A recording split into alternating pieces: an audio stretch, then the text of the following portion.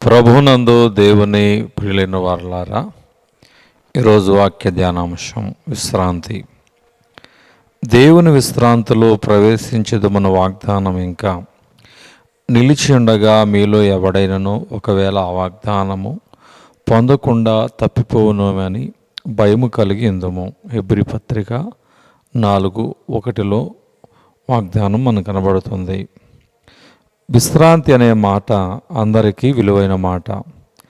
అలసిన వారికి విశ్రాంతి, నలిగి విరిగిన శరీరాలకు విశ్రాంతి, శ్రమపడిన వారికి విశ్రాంతి, కష్టపడిన దేహాలకు విశ్రాంతి. ఇంతేకాదు, జీవిత ప్రయాణములో అలసిపోయిన ఆత్మలకు విశ్రాంతి కావాలి. నీరసించే హృదయాలకు విశ్రాంతి కావాలి. గాయాలు పొందిన గుండెలకు విశ్రాంతి కావాలి. ఆరిపోతున్న దీపంలాగా నీరసించిన భక్తి బలపడడానికి విశ్రాంతి కావాలి. ఎడారిలో ప్రయాణం చేసేవారికి దుమ్ము, ధూళి, ఎండ, చెమట, తాపము, దాహము, అలసట, శ్రమ పోవాలంటే చల్లని తేట నీటి బుగ్గలు, ఖర్జూరపు ఫలాలు, నీడపట్టు విశ్రాంతిని తెచ్చినట్టు లోకములో ప్రయాణం చేసి అలసిపోతూ ఉన్న మన ఆత్మలకు కూడా విశ్రాంతి కావాలి. రోజు మనకు కలిగే భయంకరమైన శోధనలు, కత్తిపోట్లలాగా నిందలు, బాణపు ముల్లుకులాగా పాపాలు మన పాదాలకు బండకొయ్యిలాగా తగులుతూ లాగుతూ ఉంటే ఆధ్యాత్మిక స్థితిలో అలసిపోతున్నాం, భక్తిలో సన్నగిల్లిపోతున్నాం, దేవుని సహవాసములో వెనకబడిపోతున్నాం, పరిశుద్ధతలో చల్లారిపోతున్నాం. మన నిరీక్షణ మరణశయ్య మీద ఉన్నవారి కొన ఊపిరిలాగా ఉండలేనట్టుగా ఉంటుంది. మన ఉత్సాహం శిథిలా పలకల మీద చెరిగిపోయిన వ్రాతల్లాగా కనబడకుండా ఉంటుంది. ముందుకు పోను శక్తి ఉండదు. పడి చావాలంటే మనసొప్పదు.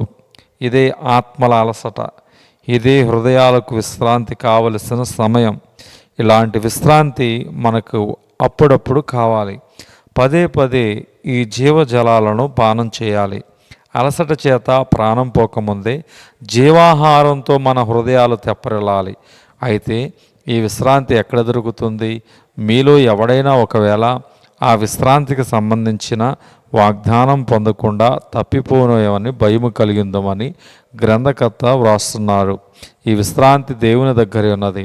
ఆయన సహవాసములో మన ప్రాణాలకు బలమున్నది. ఆయనలోనే జీవజలపు ఓట ఉన్నది. కాబట్టి అప్పుడప్పుడు ఈ బలం కోసం, ఈ విశ్రాంతి కోసం ప్రత్యేకంగా దేవుని సన్నిధికి రావాలి.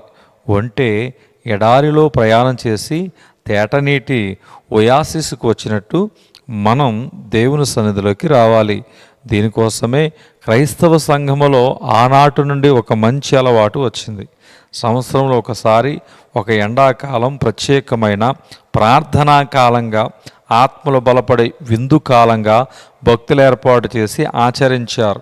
ఈ కాలంలో యేసుక్రీస్తు శ్రమలు, ఆయన మరణం జ్ఞాపకము చేసుకొని మనం ప్రత్యేకంగా ప్రార్థనా సహవాసాలు చేస్తాం. కొందరు ఉపవాసం ఉంటారు, కొందరు ప్రత్యేకమైన ఆరాధన చేస్తారు, కొందరు విందులు వినోదాలు మానుకొని దైవ ధ్యానం కూడా చేస్తున్నారు. మన ఆత్మలు సేద తీరడానికి వీటన్నిటికంటే ముందు పశ్చాత్తాపం, పాప క్షమాపణ అందరికీ కావాలి.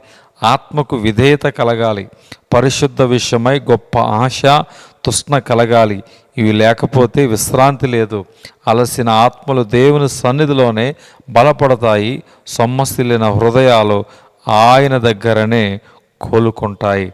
దేవుడి యొక్క మాట చెప్తున్నాడు, ప్రయాసపడి భారం మోయించిన జనులారా నా యొద్దకు రండి, నేను మీకు విశ్రాంతినిస్తానంటున్నాడు.